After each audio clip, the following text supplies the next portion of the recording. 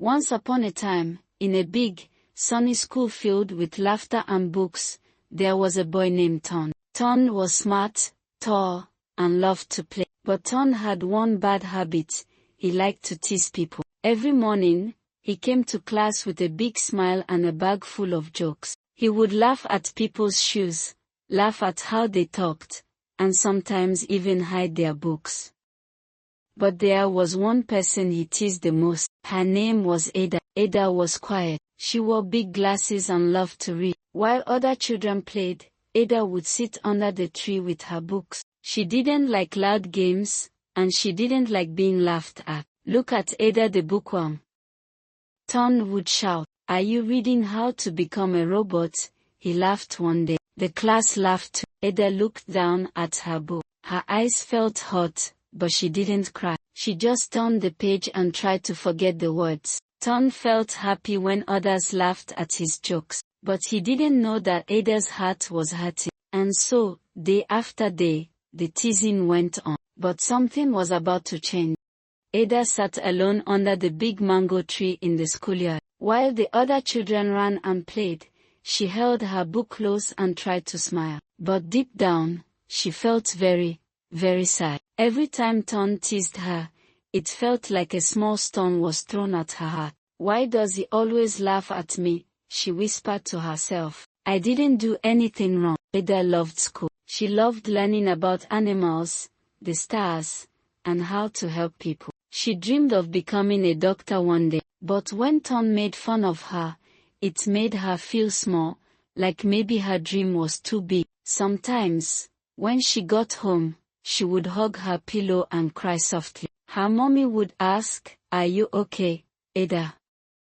And Ada would wipe her tears and say, "I'm fine, mommy." But she wasn't. She wrote in her little diary, "Dear diary, Tunde laughed at me again today. I tried not to cry. I wish he would just stop, but I will not give up. I will still be a doctor one day." Even though Ada felt sad, she was strong inside. She promised herself that she would keep going, no matter what anyone said. And far away, Tunde had no idea how much his words were hurting someone. But soon, a kind voice would help him see. One bright morning, the classroom was extra quiet. Even Tunde wasn't laughing. Everyone was waiting for Mrs. Johnson, their teacher, to come in. Mrs. Johnson walked in with her gentle smile and big glasses. She clapped her hands and said, "Good morning, children."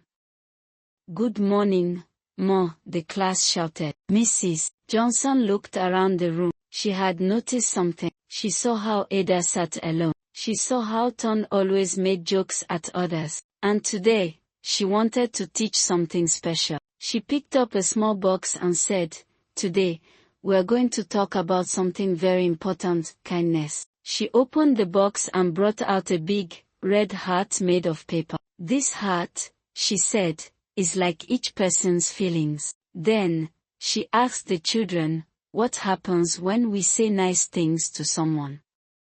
"They feel happy," a girl shouted. "Yes." Mrs. Johnson smiled. "And what happens when we say mean things?" "They feel sad," Ada whispered softly. Mrs. Johnson nodded. "Exactly. When we say hurtful words, it's like tearing this heart." She gently tore a piece of the paper heart. "When we laugh at someone's glasses, rip. When we call someone names, rip. When we make fun of their dreams, rip." Now the heart looked messy and broken. "Can we fix this heart?" she asked. The class tried to tape it back, but it didn't look the same. Mrs. Johnson said, "That's why we must be kind with our words. Words can hurt, and we can't always fix the pain." Tunde looked at the torn heart. He didn't laugh this time. He thought about Ada. He remembered all the times he had teased her. For the first time, Tunde felt something strange in his chest. Was it guilt? He didn't say anything, but inside, a tiny seed of change had been planted. The big day had come, the last day of secondary school.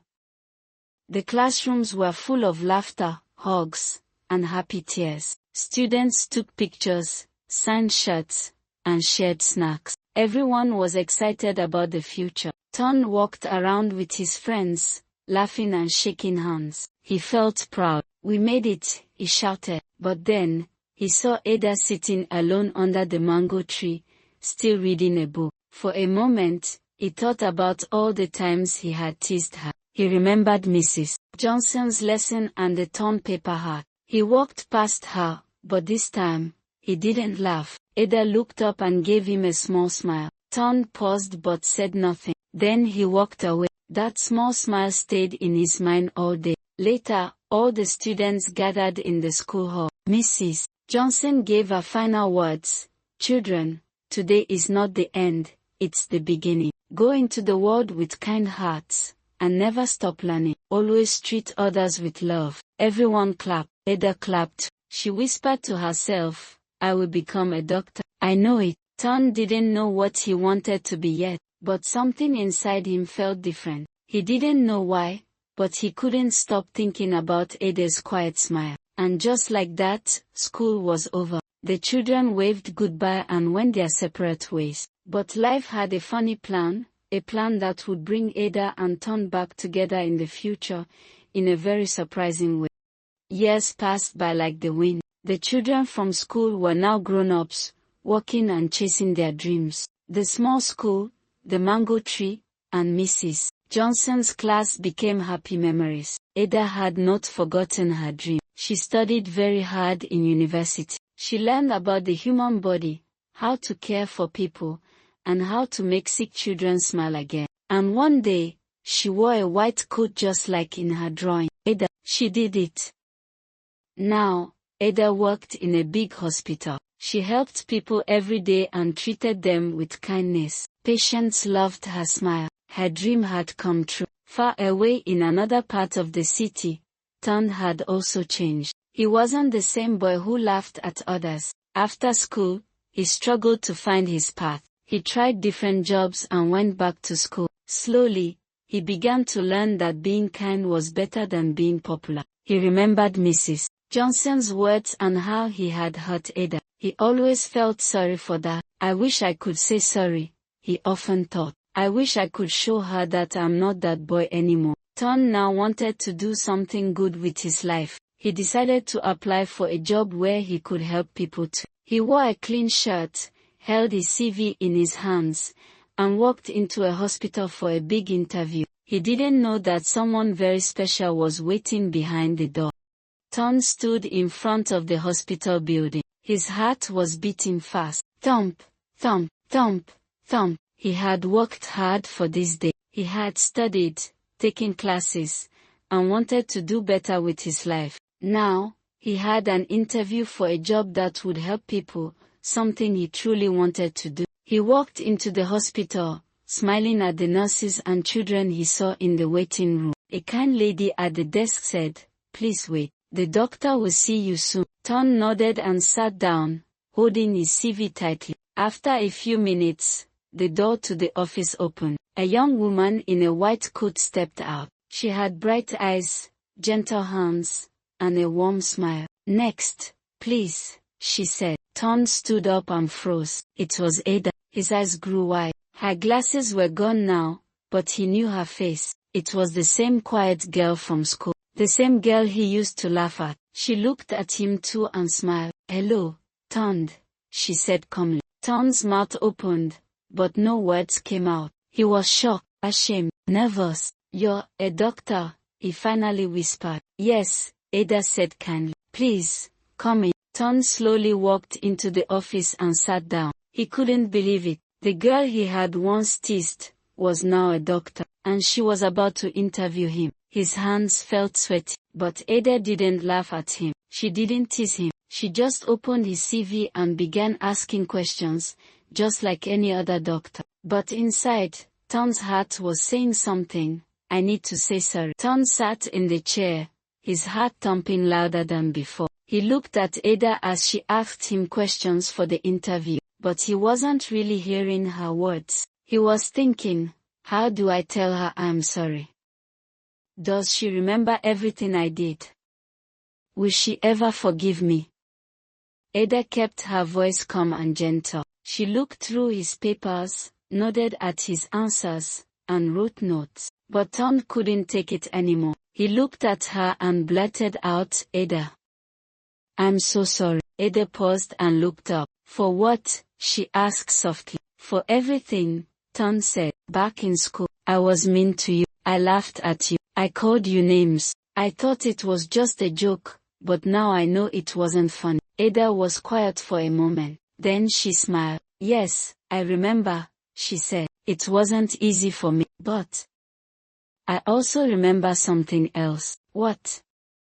Ton asked, surprised. "I remember that I made a promise to myself. I said I would keep dreaming, no matter who laughed at me. And I did." Ton nodded slowly. "You did more than I ever thought possible. I'm proud of you." Ada smiled again, this time wider. "Thank you, Ton. And thank you for saying sorry. That means a lot." Ton felt a big weight lift from his heart. He had said the words he needed to say. He had told the truth, and Ada had forgiven him. It was a big surprise, not just meeting her again, but meeting the new, kind Ada, who was strong, forgiving, and full of love. Something inside Ton changed that day, and he didn't even know his heart had just taken its first step towards something even bigger. That night, Ton couldn't sleep. He lay in bed, staring at the ceiling, thinking about Ada. He remembered how she used to sit alone, reading her books under the tree. He remembered all the jokes he made at her. He didn't think much of it then, but now, it made his heart feel heavy. "How could I have been so mean?" he whispered. Ton sat up and looked out the window. The stars were shining, just like the night Ada had written in her diary years ago. "I didn't know she was hurting," he said to himself. "I just wanted people to laugh, but I didn't see her tears." He thought about the paper heart Mrs. Johnson had torn in class. Now, he understood it. Words could tear a person's heart just like paper. Ton felt very sorry, not just because Ada had become a doctor, but because he had made her feel small when she was dreaming big. "But she still forgave me," he smiled sadly. "She didn't shout or make fun of me. She was kind, strong." He shook his head. "She's amazing." That was the night Ton made a promise. "From now on, I will be kind. I will speak good words. I will never make anyone feel the way I made Ada feel." He didn't know it yet, but his heart was beginning to grow. And maybe, just maybe, love was starting to bloom too.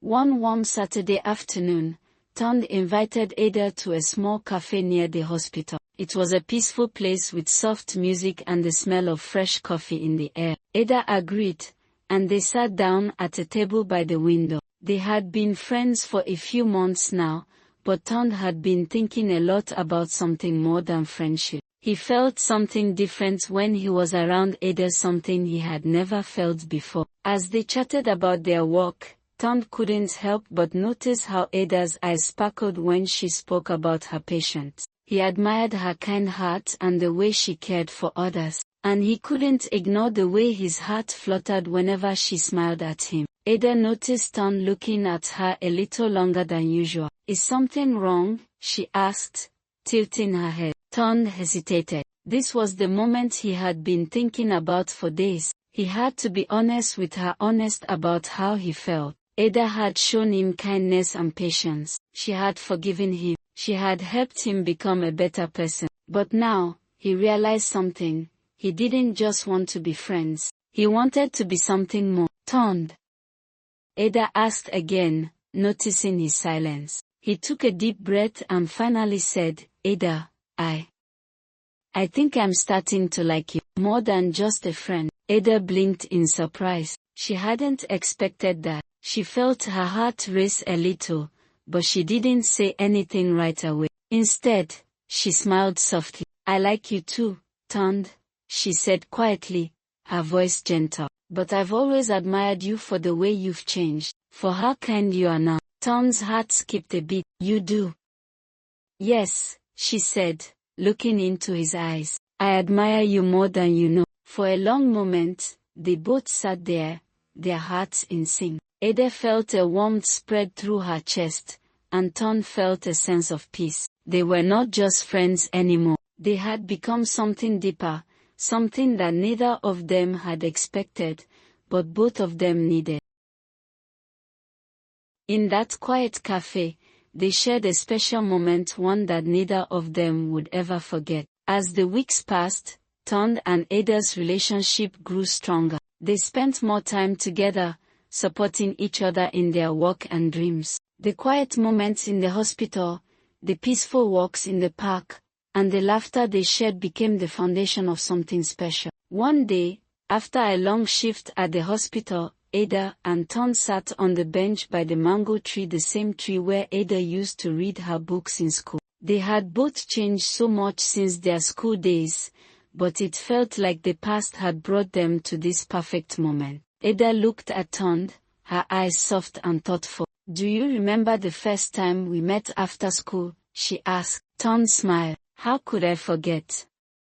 I was nervous, and you were so calm. You said sorry that day," Ada said quietly. "And it wasn't just about the past, it was about the future. You showed me that you could change, and that meant more than anything." Tunde took her hand gently. "I've learned a lot, Ada. I've learned that it's not too late to become who you're meant to be, and that sometimes, the right people come into your life when you least expect it." Ada smiled, her heart swelling with happiness. "I'm glad we found each other. We've both grown, and I believe we're stronger together." Tunde nodded. Together, it was clear now. They had both learned the power of forgiveness, the importance of kindness, and the beauty of second chances. They had both changed, but they had changed for the better together. In that moment, they knew they were ready for whatever the future held. And as the sun set, painting the sky in hues of orange and pink, Ada and Tunde made a promise to each other.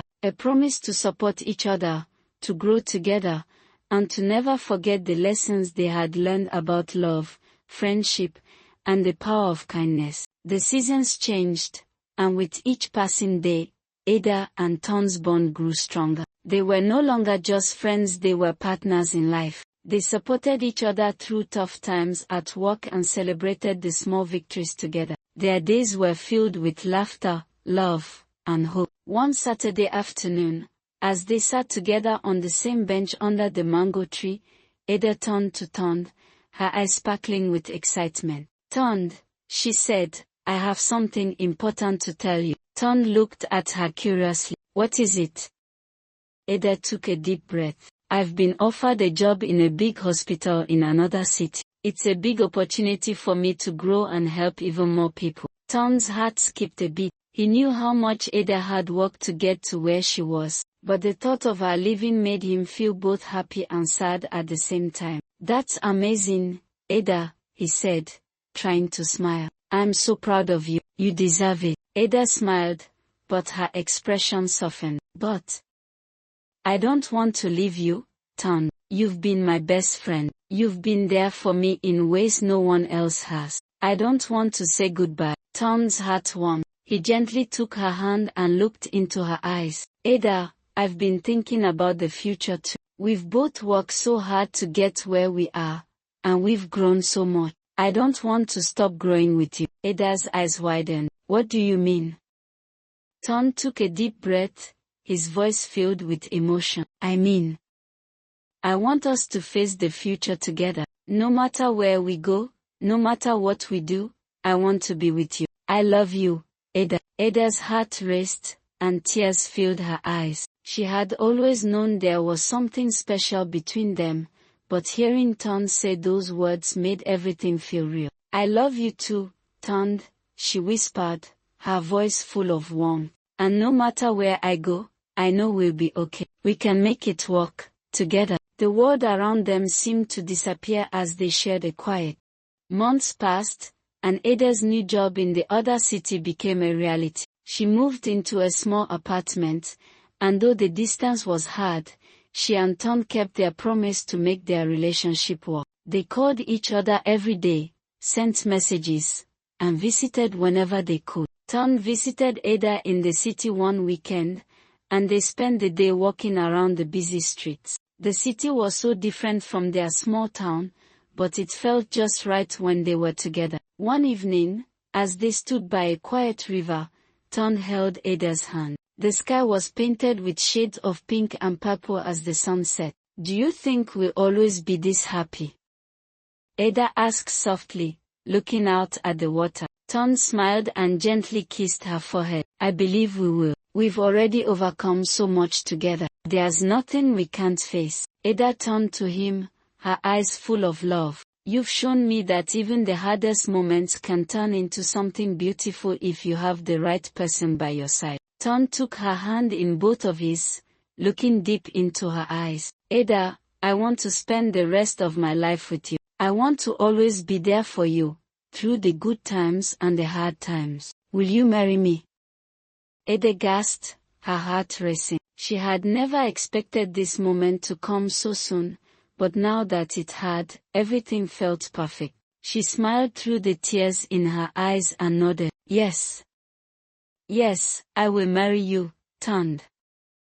Tunde smiled with relief and happiness. He pulled out a small box from his pocket and opened it to reveal a simple, beautiful ring. As he slipped the ring on her finger, he said, I promise to love you always, Ada, to support you, to grow with you, and to make every day with you as special as today. Ada smiled and hugged him tightly. I promise the same, to love you, to care for you, and to never stop believing in us. They stood there together, the world around them fading away. In that moment, they knew that no matter what came their way, they would always have each other. From that day on, Tunde and Ada walked through life hand in hand, facing challenges, celebrating victories, and building a beautiful life together. They had learned that love wasn't just about being together, it was about growing together, forgiving each other, and always supporting one another. And so, their journey began, a journey filled with love, kindness, and a future full of endless possibilities. The end.